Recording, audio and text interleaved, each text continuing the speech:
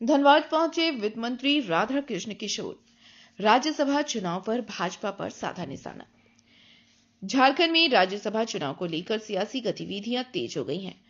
महागठबंधन अपनी जीत को लेकर आश्वस्त नजर आ रहा है, जबकि भारतीय जनता पार्टी भी चुनावी मैदान में उतरने की तैयारी कर रही है। इसी बीच धनबाद पहुंचे झारखंड के वित्त मंत्री राधा कृष्ण किशोर ने भाजपा पर तीखा हमला बोला। धनबाद सर्किट हाउस में कांग्रेस कार्यकर्ताओं ने उनका स्वागत किया। इसके बाद पत्रकारों से बातचीत में उन्होंने राज्यसभा चुनाव को लेकर भाजपा की रणनीति पर सवाल खड़े किए।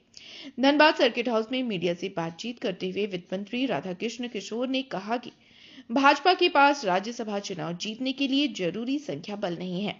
इसके बावजूद यदि पार्टी उम्मीदवार उतारती है तो इससे यह संकेत मिलता है कि वह खरीद फरोख्त की राजनीति करने चाहती है।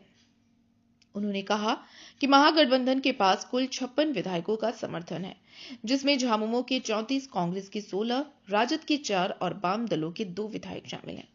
उन्होंने बताया कि राज्यसभा की एक सीट जीतने के लिए 28 वोटों की आवश्यकता होती है। ऐसे में महागठबंधन की स्थिति पूरी तरह मजबूत है, जबकि भाजपा के पास आवश्यक संख्या नहीं है।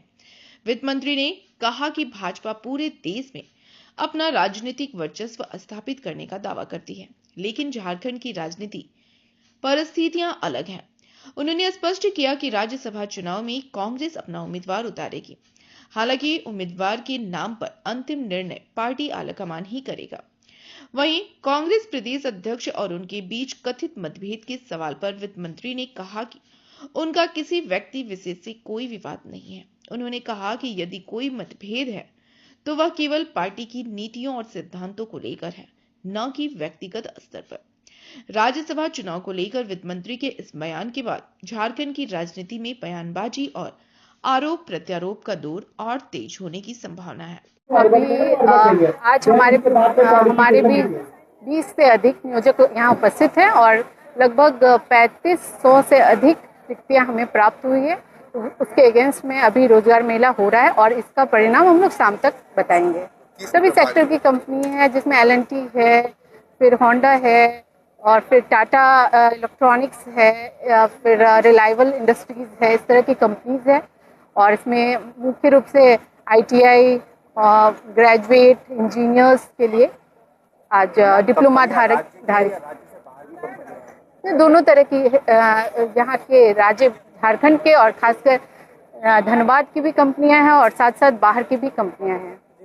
नहीं, यहाँ सब लोकल ही हैं। जो धनबाद के बच्चे हैं वो है, जो हमारे यहाँ रजिस्टर्ड हैं। जी, होता रहेगा बिल्कुल। आज इस फाइनेंशियल ईयर का फर्स्ट रोजगार मेला है। इसके अलावा भी हम लोग 3 और 4 इस पूरे फाइनेंशियल ईयर में रोजगार मेला करने वाले हैं। साथ साथ ही हम लोग प्लेसमेंट ड्राइव भी करते हैं, जिसमें 2-4 कंपनी आती है, वो हमेशा हर मंथ हम लोग करते हैं। तो युवाओं से मेरा अनुरोध है कि अपने आप को रजिस्टर करें नियोजनालय में और समय समय पे होने वाले इन एक्टिविटीज का पार्ट बने और जिसकी सूचना आपको SMS के थ्रू प्राप्त होगी।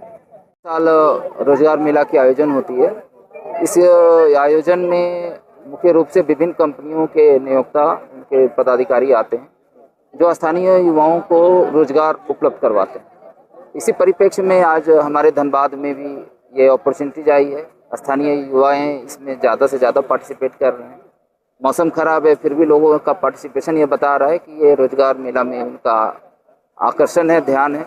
और हम लोग इसी को बढ़ाने, मोटिवेट करने आए हैं कि हमारे स्थानीय युवा रोजगार से जुड़ें और जो कंपनियां आई हैं उनके लिए हम लोग धन्यवाद कहेंगे। और अगले साल फिर इसी तरह का आयोजन होगा और भी कंपनियां इससे ज़्यादा बढ़कर आएगी, ऐसी अपेक्षा रखते हैं। ये तो इस साल में एक बार होती है, लेकिन ये एक प्लेटफॉर्म ऐसा है कि हम लोग ये बताने का कोशिश करते हैं कि अपॉर्चुनिटीज कंपनियों के साथ सरकार दिखा रही है। स्किल डेवलपमेंट का कार्यक्रम सरकार की बहुत सारी पॉलिसीज में है।